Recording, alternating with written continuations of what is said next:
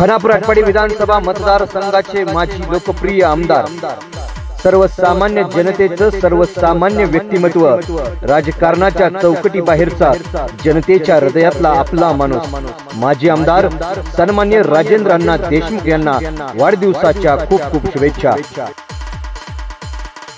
शुभेच्छुक शिवस्वराज्य युवा संघटन महाराष्ट्र राज्य संस्थापक अध्यक्ष संदीपराजे मुटुकळे पाटील, तसेच शुभेच्छुक सन्माननीय प्रदेश कार्याध्यक्ष मोहन भाऊ बागल.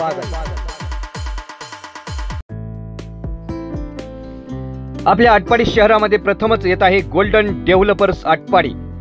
18 फुटी मुख्य डांबरी रस्ता, पिण्याच्या पाण्याची मुख्य पाईपलाईन, MSCB ची सर्व्हिस लाईट, संपूर्ण प्रोजेक्टला सुरक्षा तार कंपाऊंड, संपूर्ण प्लॉटिंग निसर्गरम्य वातावरणामध्ये.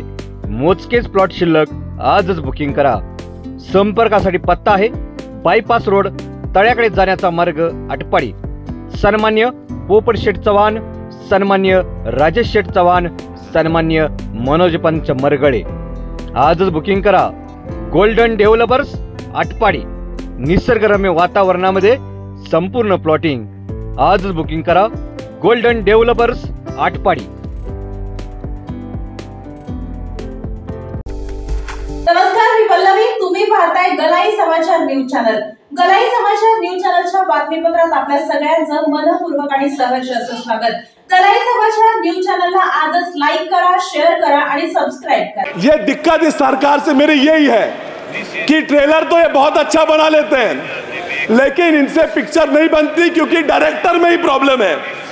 महोदय, मैं और मेरे निर्वाचन क्षेत्र के लोग बहुत ध्यान से बजट के भाषण को सुन रहे थे. आशा ये थी कि सांगली को इस बजट में कुछ हासिल हो, लेकिन दुर्भाग्य ये रहा कि सांगली तो दूर, लगभग 1.5 घंटे के भाषण में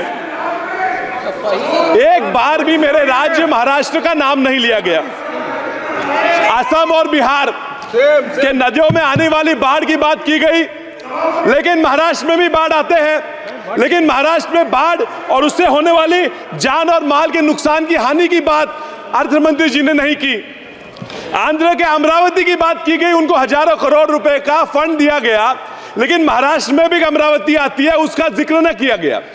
सांगली जो मेरा निर्वाचन क्षेत्र है, वो भी चाहता है कि स्मार्ट सिटी में उसका समाविष्ट हो. उसका ना स्मार्ट सिटी में समाविष्ट हुआ, न वहां हवाई अड्डे के लिए कोई निधि दिया गया. बिहार के सिंचाई योजनाओं के लिए AIBP और PMKSY से निधि देने की बात की गई, लेकिन मेरे महाराष्ट्र में, मेरे सांगली में विस्तारित महिषार और विस्तारित टेम्बू प्रकल्पों के लिए AIBP से निधि देने के लिए अर्थ मंत्री को कोई जरूरत महसूस नहीं हुई.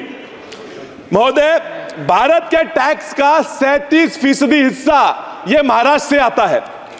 भारत की GDP का 14% हिस्सा यह महाराष्ट्र देता है. सरकार का लक्ष्य है कि 5 ट्रिलियन की इकोनॉमी बनाएंगे. 5 ट्रिलियन की इकोनॉमी बनाने के लिए अगर भारत का महाराष्ट्र से 1 ट्रिलियन की इकोनॉमी ना बने तो ये 5 ट्रिलियन मुमकिन नहीं है. महाराष्ट्र के विकास के बिना इस भारत राष्ट्र का विकास होना नामुमकिन है. मैं महाराष्ट्र के एक स्टेट एंथम, जो हमारा राज्य गान है, उससे एक लाइन आपको बताता हूं. दारिद्र्याच्या उन्हात शिजला, निढळाच्या घामाने भिजला, देश गौरवासाठी झिजला, दिल्लीचे ही तख्त राखितो महाराष्ट्र माझा. इतिहास गवाह है सर कि दिल्ली का तख्त सलामत रखने की जिम्मेदारी महाराष्ट्र लेता था, लेता है और लेता रहेगा. फिर चाहे वो आर्थिक हो, सामाजिक हो, साहित्यिक हो या राजनीतिक हो. ये जो सरकार बनी है, इसको सलामत रखने का काम भी महाराष्ट्र ने उनको 17 सांसद देके किया है. अब महाराष्ट्र को हमें भूल जाओ, हमारी तरफ मत देखो, लेकिन उन 17 सांसदों को देख के तो महाराष्ट्र के लिए कुछ तो देना चाहिए था. अभी ये दिख रहे हैं, कुछ सांसद मुस्कुरा रहे हैं. इनको देख के पिक्चर का एक गाना याद आता है, तुम इतना जो मुस्कुरा रहे हो, क्या गम है उसको छुपा रहे हो. मैं जानता हूं इन्हें डर है कि वापस निर्वाचन क्षेत्र में जाके क्या कहेंगे. ये दुख उनको सता रहा है.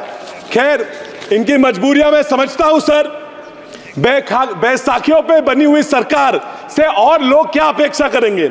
मुझे डर है कि ये बैसाखियों पे मजबूरी चलने वाली सरकार अपना देश न डुबा दे। सर, राज्यों की बात छोड़ते हैं, सामान्य लोगों की अपेक्षाओं पे क्या क्या किया ये मैं पूछता हूं। एमएसपी को लीगलाइज करने की बात की, ये इन्होंने नहीं की। लोगों का कर्जा, किसान कर्जे से मर रहे हैं, कर्जा माफ करने की मांग की, वो दखलंदाज कर दी। महंगाई सीमित रखने के लिए तो इन्होंने कुछ किया ही नहीं।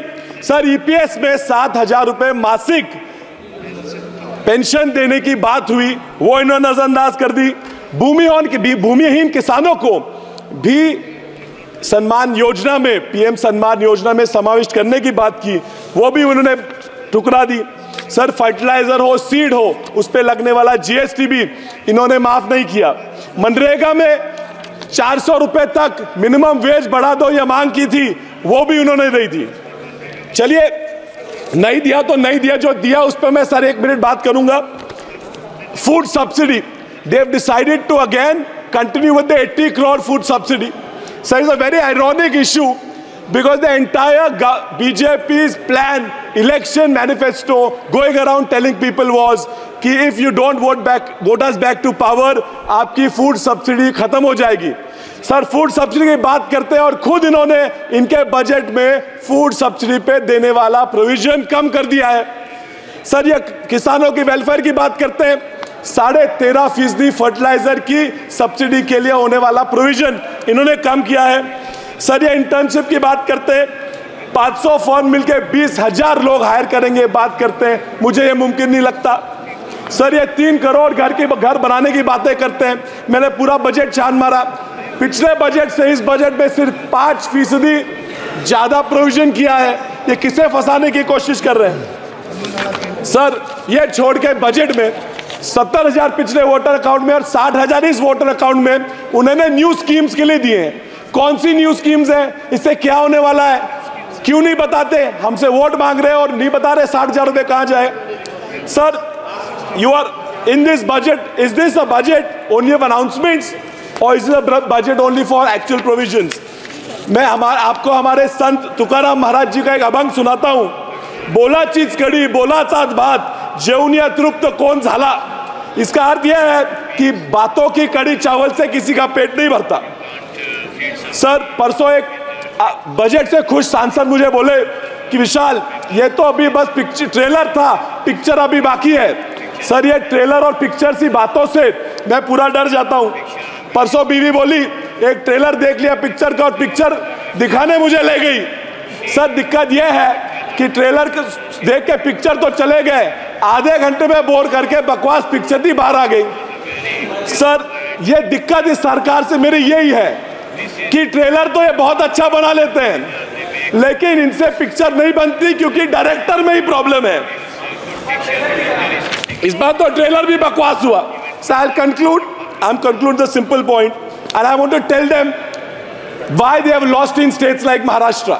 And they may go on and talk about how the constitution was brought in and how caste equation was brought in, but that is not the reason for them losing majority of the states of India. They have lost because there's an article by Indian Express which says that every state where the GDP has dropped, the BJP has lost. And if they continue with this kind of economic policy, I assure you, sir, I'm concluding, I assure you, sir, आने वाले महाराष्ट्र हरियाणा के चुनाव में ये वापस हारेंगे। इसलिए इनको अनुरोध है कि इकोनॉमी पे ध्यान।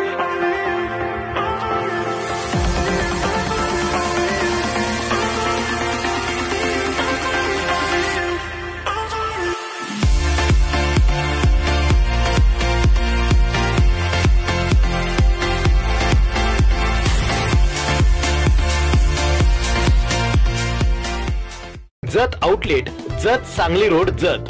तसेच आपल्याकडे ट्रू व्हॅल्यू, मारुती और नॉन मारुती सेल्स आणि परचेसची facility Meera housing society, Madhavnagar road, Sangli इथे उपलब्ध आहे।